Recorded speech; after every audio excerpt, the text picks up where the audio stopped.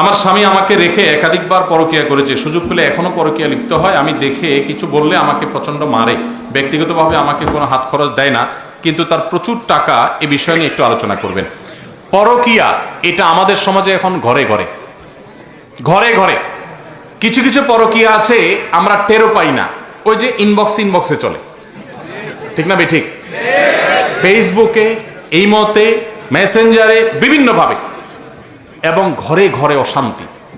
গতকালকে কোন একটা বেসরকারি টেলিভিশন চ্যানেলে রাসূল আকরাম সাল্লাল্লাহু আলাইহি ওয়াসাল্লামের দাম্পত্য জীবন নিয়ে আলোচনা চলছিল।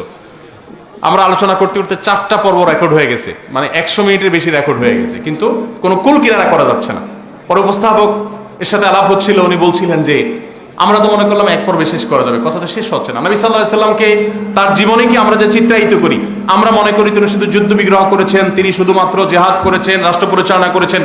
তার দাম্পত্য জীবন যে কত সুখের, কত সমৃদ্ধির এবং আমাদের জন্য কত শেখার, সেটা আমরা অনেকে জানি না।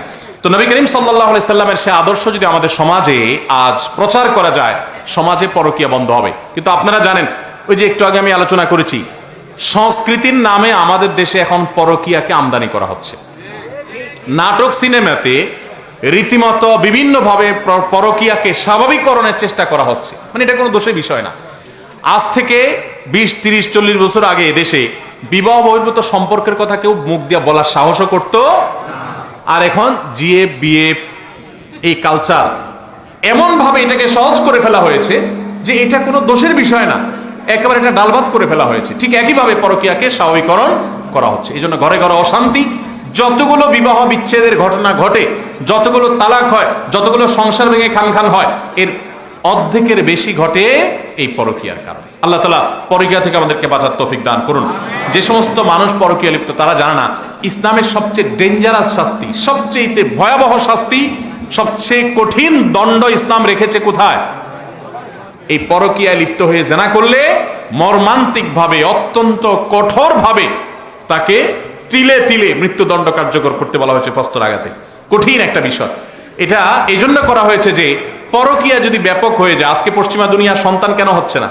আজকে Italy, China, Japan, Korea, Thailand, পৃথিবীর বড় বড় উন্নত দেশগুলো তাদের সন্তান জন্মের জন্য মানুষকে ফুসলাইয়া টাকা পয়সা দিয়ে সরকার, যে সন্তান একটা হলে এত টাকা ভাতা পাবা, 2টা হলে অত পাবা, 3টা হলে এত পাবা, তারপর সন্তান হচ্ছে না। কারণ কি? এর অন্যতম একটা কারণ বিবাহ বহির্ভূত সম্পর্ককে এমন স্বাভাবিক করে ফেলা হয়েছে। কারণ যারা বিবাহ বহির্ভূত সম্পর্ক করে তারা তো সন্তান নেয় না, বুঝেন নাই? এই টেন্ডেন্সি সমাজের ভিতরে প্রতিষ্ঠিত হয়ে গেছে। এই জন্য যারা এই কাজে লিপ্ত তারা আল্লাহকে ভয় করেন, এবং এটা সবচেয়ে বড় অপরাধ। নবী করিম সাল্লাল্লাহু আলাইহি সাল্লাম পরকীয়ার রোগে আসক্ত মানুষদের ট্রিটমেন্টের জন্য একটা কথা বলেছেন।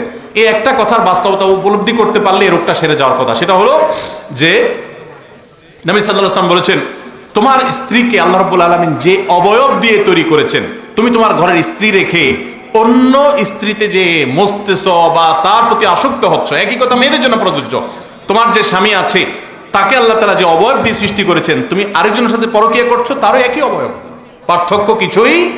শয়তান তোমার কাছে অনেক চমৎকার করে উপস্থাপন করছে, ধ্বংস হওয়ার পরে হয়তো আফসোস করবে। পরকীয়া লিপ্ত হয়ে সংসার ভাঙা বহু নারী আর্তনাদ করে, হাহাকার করে, বহু পুরুষ হাহাকার করে, আর হয়তো ব্যাক করার সুযোগ পায় না। এজন্য আল্লাহকে ভয় করেন এবং সংশোধন করেন, এবং জেনার এই ভয়াবহ রোগ থেকে বাঁচার জন্য আল্লাহর খাঁটি বান্দা, আল্লাহ ভীরু মানুষ, মুত্তাকি পরহেজগার মানুষ, নেককারদের সোহবত এবং সান্নিধ্যের কোনো বিকল্প নাই। এক ব্যক্তি এসে নবী সাল্লাল্লাহু আলাইহি সাল্লামের কাছে জেনা করতে তার মনে চায়, আকাঙ্ক্ষা ব্যক্ত করেছেন। নবী সাল্লাল্লাহু আলাইহি সাল্লাম তাকে অত্যন্ত চমৎকার ভাবে উপদেশ দিয়েছেন এবং তার সোহবতে কিছু সময় ছিলেন। এরপরে সে বলেছে, আমার অন্তরে আকাঙ্ক্ষা বিলকুল নাই, শেষ হয়ে গেছে। এই জন্য ভাইরা, এই ব্যক্তিকে কোন আল্লাহওয়ালা, নেককার, আল্লাহর খাঁটি বান্দা, মুত্তাকি পরহেজগার মানুষদের সোহবতে, সান্নিধ্যে, মজলিসে বিশেষ করে পাঠাতে হবে। আশা করা যায় ইনশাআল্লাহ সে সংশোধিত হবে।